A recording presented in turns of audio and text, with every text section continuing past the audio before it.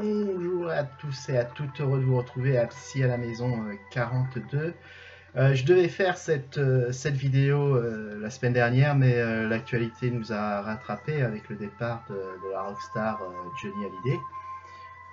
Si vous le souhaitez, hein, je pourrais, si ça vous fait plaisir, je pourrais faire un petit portrait psychologique de la rockstar avec plaisir parce que c'est intéressant. Voilà, donc c'était mon hommage à Johnny Hallyday. Je le ferai un petit peu plus tard, hein, parce que je pense, comme tout fait d'actualité, hein, j'aime pas les traiter à chaud. Je préfère vous garder un maximum de recul et d'expliquer les choses correctement, donc je ferai ultérieurement.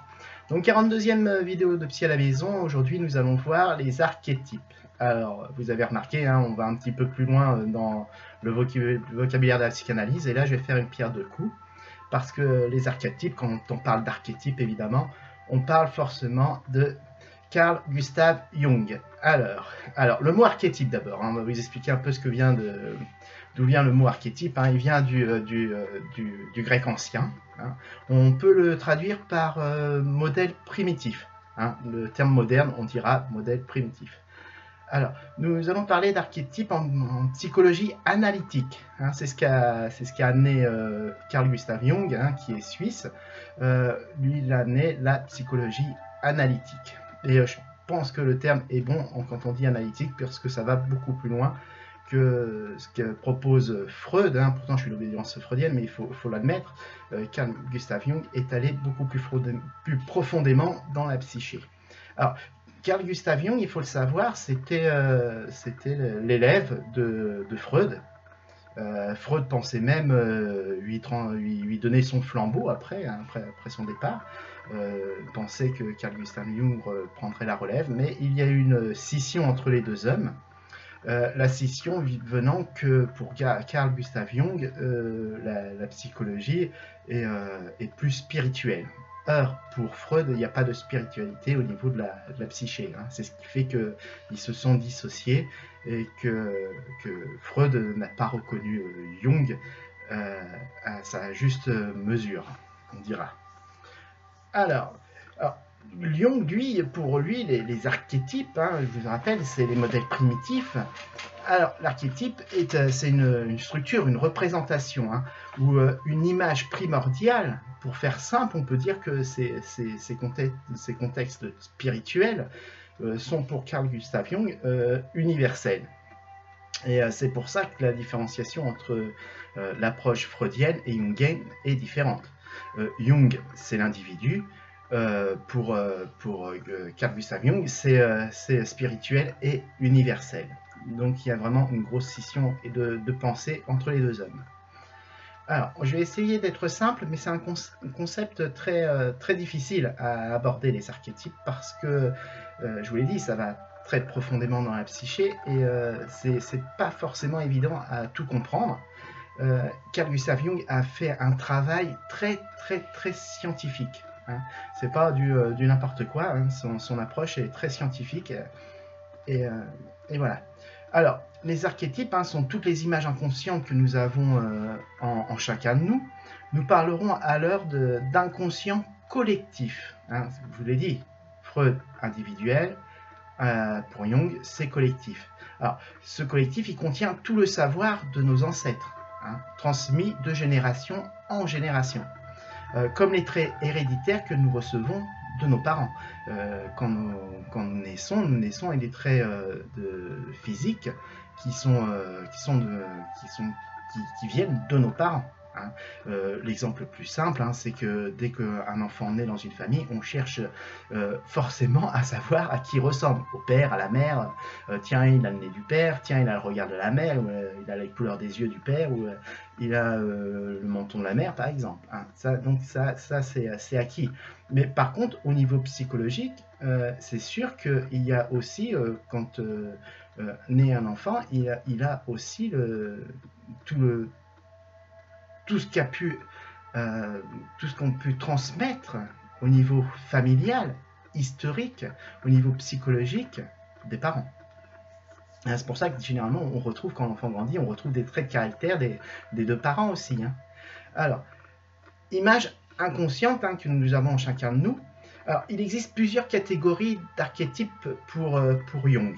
Alors, il y en a 4. Hein, il y en a 4 principales. Il y en a plein d'archétypes, hein, parce qu'on a vu que c'était une image. Alors, là aussi, c'est intéressant, c'est que, je fais une petite parenthèse, c'est que, rappelez-vous, quand je vous parlais de l'interprétation des rêves, je vous parlais des images, de la symbolique personnelle. Et bien, les archétypes, c'est exactement pareil. Mes archétypes à moi seront différents de vos archétypes à vous, au même titre que mes images personnelles seront différentes de vos images à vous. Enfin, si vous voulez comprendre un petit peu plus ça, je vous invite à aller voir la petite vidéo sur l'interprétation des rêves, vous comprendrez ce que je veux dire. Voilà. Alors, 4 principaux archétypes pour Jung. Alors, il y a le soi, où on retrouvera le conscient et l'inconscient. Hein. Freud, lui, fait la différenciation entre le conscient et inconscient. Pour Carl Gustav Jung, c'est le soi. Alors, le deuxième, c'est l'ombre, la partie sombre de l'inconscient. Là, on va plus profondément. Pour Freud, il y a l'inconscient. Pour Carl Gustav Jung, il y a l'ombre, c'est la partie sombre de l'inconscient. Le troisième, c'est l'anima et l'animus. Alors ça, c'est intéressant, parce que l'anima, c'est la partie féminine de l'homme, et l'animus, vous l'aurez compris, c'est la partie masculine chez la femme. Et une quatrième critère, c'est le persona. C'est comment nous nous présentons dans le monde, le masque que nous portons en fonction de la situation. Et ça, c'est tout à fait vrai. On se comporte pas de la même façon avec son patron que l'on se comporte avec son entourage, avec son mari, avec ses enfants. Hein. Quand on est au travail, on a le masque du travail. Quand on est en famille, on porte le masque de la famille. Alors, c'est imagé, vous l'aurez bien compris, hein, c'est imagé, mais c'est un très bon exemple. Alors, dans ces 4 catégories, on peut discerner 4 sous-catégories. La sociabilité, l'ordre, l'ego, la liberté. Évidemment, dans chaque sous-catégorie, on peut encore aller et trouver d'autres sous-catégories. Bon, je ne le ferai pas parce que ce serait très long, très prenant, hein, c'est intéressant mais très prenant et j'aurais pas assez de temps. Mais voilà, il faut le savoir.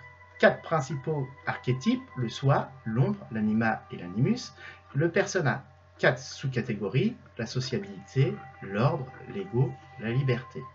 Alors, il faut faire attention, parce que l'archétype est une hypothèse de Jung.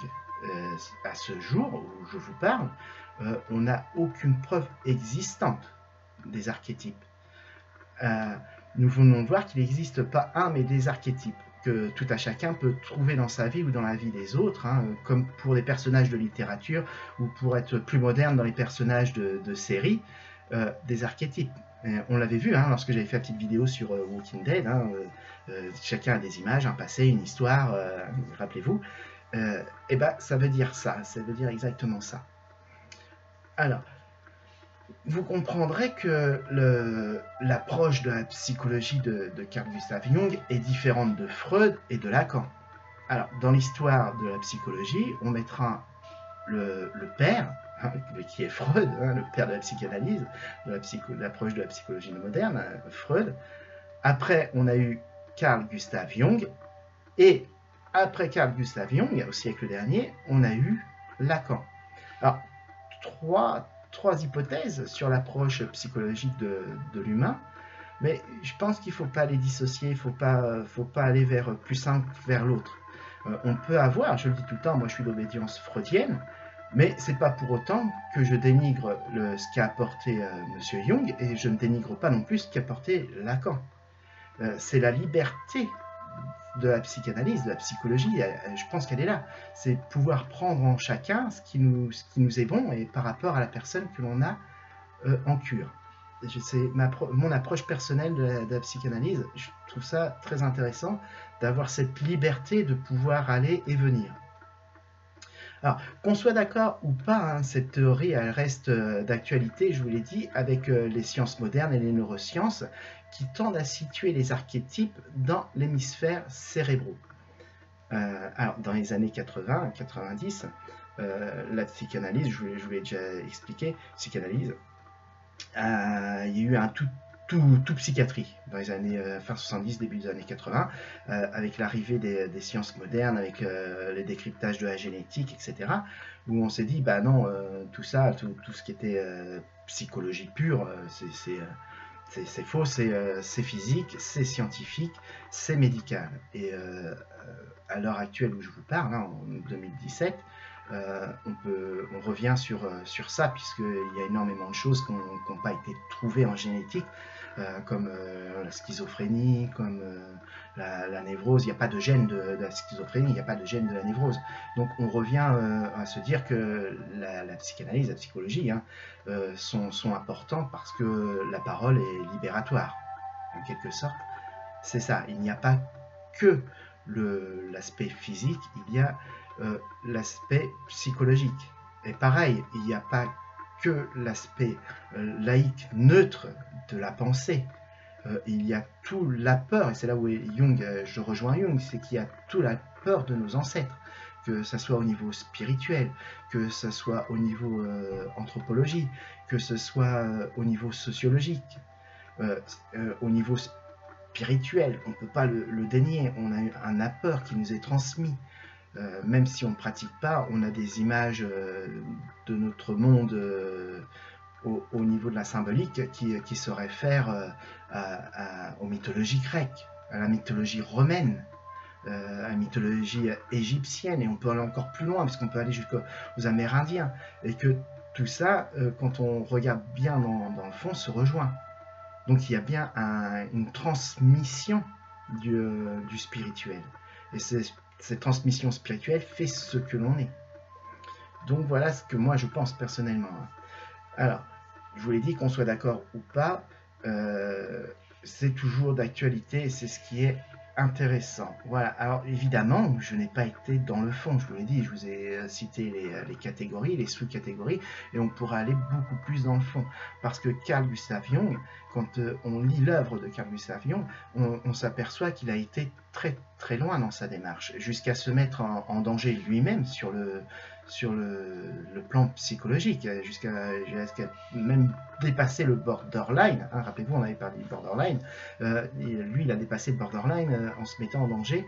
Mais tout ce qu'il nous a apporté, c'est grandiose. Et c'est d'autant plus grandiose que ça a été de façon scientifique. On ne pourra jamais enlever ça à Jung. C'est son approche scientifique de sa recherche dans la psychologie. Voilà. J'espère que je vous ai renseigné un petit peu sur le terme de archétype. J'en ai profité pour vous parler un peu de l'œuvre de Carl Jung, qui est immense, hein, qui a beaucoup apporté. Et toujours pareil, hein, je vous laisse comprendre, vous renseigner, aller plus loin si vous le souhaitez. Voilà, je vous remercie, je vous dis à la semaine prochaine pour une nouvelle vidéo. J'espère que cette vidéo vous aura plu, vous aura donné un peu plus d'éléments sur les archétypes. J'ai essayé de rester simple parce que ce n'est pas une notion forcément facile. Sur ce qu'a été l'approche de Jung et la naissance de la psychologie analytique qui s'en est suivie et qui est très intéressante. Voilà, donc je vous remercie, à bientôt, bonne semaine, à la semaine prochaine.